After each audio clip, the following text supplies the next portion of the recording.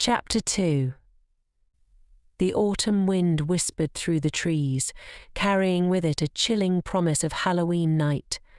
Ravenswood, a small, unassuming town nestled deep within the heart of an ancient forest, was a place where time seemed to stand still. The town's cobblestone streets, lined with old, creaking houses, echoed with the footsteps of generations long gone.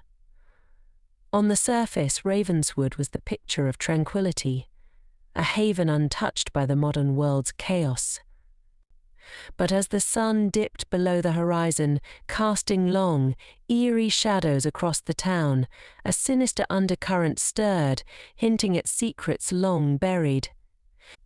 Tessa Hartley stood at the edge of town, her gaze fixed on the silhouette of the abandoned mansion that loomed like a spectre in the distance. The mansion, once a grand estate, was now a decaying relic of a forgotten era. Its windows were boarded up, the ivy-clad walls seemed to groan under the weight of time, and an air of desolation clung to the place like a shroud. To the townsfolk, the mansion was a place to be avoided, a cursed house that had claimed the lives of those foolish enough to enter. But to Tessa, it was the perfect stage for a Halloween adventure that would go down in history.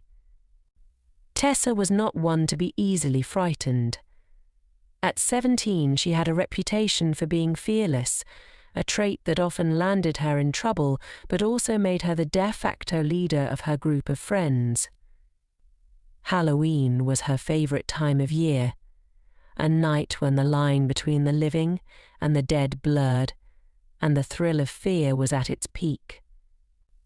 This year, she had planned something special, an exploration of the abandoned mansion that had haunted the nightmares of Ravenswood's residents for generations.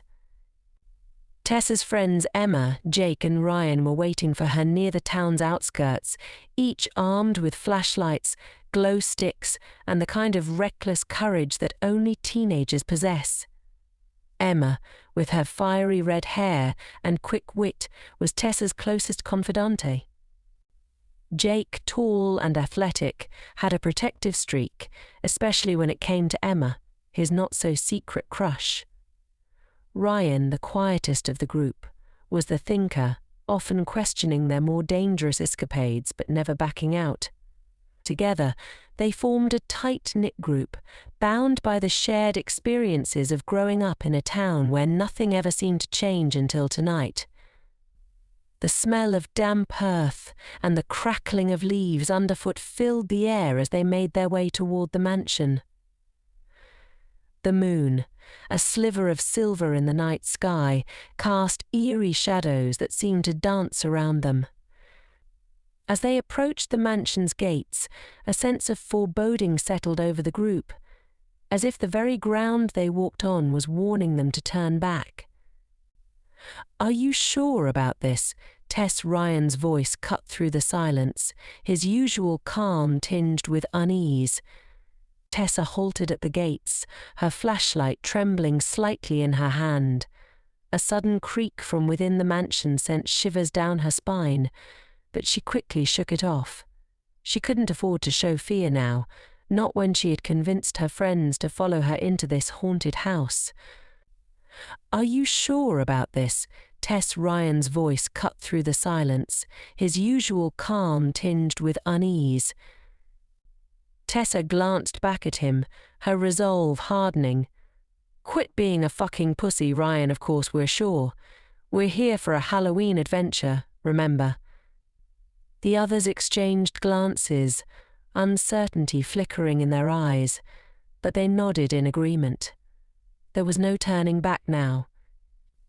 With a deep breath, they pushed open the creaking front gate and stepped into the shadows of the mansion. They knew that they were not just entering a haunted house, they were stepping into a world of nightmares, a place where the past and the present were one, and where the living and the dead walked side by side. The front door, weathered and worn, groaned as they pushed it open. Inside, the mansion was cloaked in darkness, its interior barely visible in the dim light of their flashlights. Dust motes floated through the air, illuminated by the beams of light, and the smell of decay was overwhelming. The floorboards creaked underfoot, and the walls seemed to close in on them as they ventured deeper into the mansion. As they stood inside the entrance of the mansion, their flashlights casting long shadows in the darkness, they felt a mix of excitement and fear. This was the moment they had been waiting for, the ultimate test of their courage. They had heard the stories, they had seen the mansion from afar, but now they were about to step inside and face whatever horrors it held.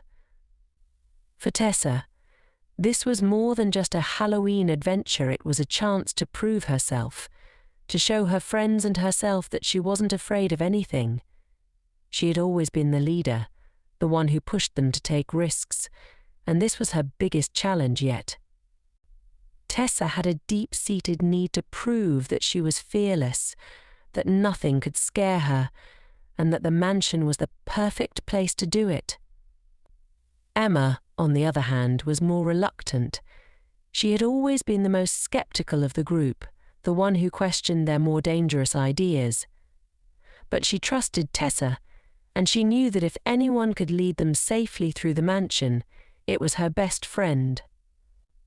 Emma was determined to stay by Tessa's side, no matter what they encountered inside those haunted walls. Jake's feelings were a mix of excitement and protectiveness. He was thrilled at the prospect of an adventure, but he was also worried about the dangers they might face. Jake had always been the one to look out for the others, especially Emma, and he was determined to keep them all safe, no matter what. Ryan, ever the thinker, was both intrigued and cautious. The mansion was a puzzle, a mystery waiting to be solved, and he couldn't resist the challenge. But he also knew that there were risks involved, and he was determined to keep a level head and think things through before they acted. The entrance hall was vast, with a high ceiling that was barely visible in the dim light of their flashlights. The walls were lined with peeling wallpaper, and a grand staircase led up to the second floor. The chandelier that hung above them was coated in a thick layer of dust, its crystals dull and lifeless. Cobwebs clung to every surface, and the floor was littered with debris from the crumbling ceiling above. Emma shuddered, rubbing her arms to ward off the chill that had settled over her. "This place gives me the fucking creeps," she whispered, her voice barely audible. Jake stepped closer to her, his protective instincts kicking in. "We'll be fine," he assured her, though his voice lacked the confidence he had hoped for. "Let's stick together and stay alert. We'll be out of here before you know it." Ryan, always the observer, let his flashlight beam drift over the walls, taking in the details of the mansion's decaying interior. "This place is like a time capsule," he remarked, his voice tinged with awe. "It's like it's been frozen in time, waiting for someone to wake it up." Tessa, determined to maintain her bravado, nodded in agreement. "Exactly. And tonight we're going to uncover all its secrets." She turned to the group, her eyes gleaming with excitement. "Let's explore. We'll meet back here in half an hour." Jake hesitated. "Are you sure it's a good idea to split up? This place is a maze, and we don't know what's lurking in the shadows." Tessa's smile faltered for a moment, but she quickly regained her composure. "Quit being a fucking pussy, Jake. We'll be fine.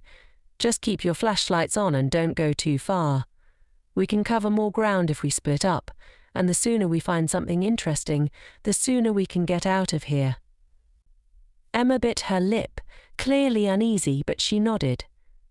"Okay, but let's stick to the plan. If anything weird happens, we meet back here immediately." With a final nod of agreement, the group split up, each heading in a different direction.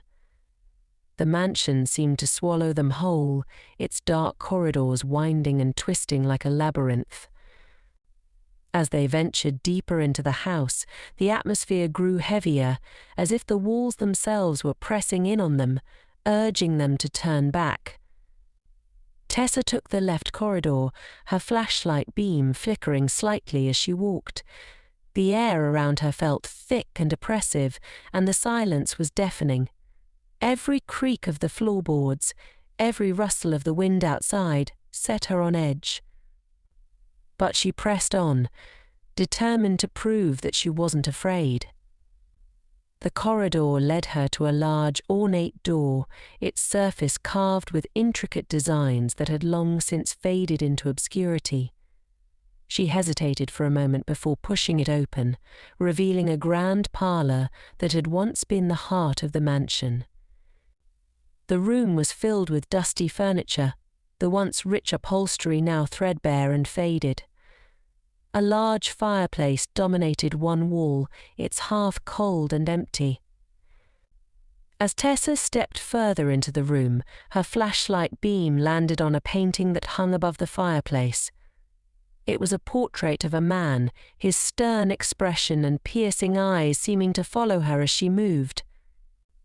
There was something unsettling about the way he stared at her, as if he could see right through her.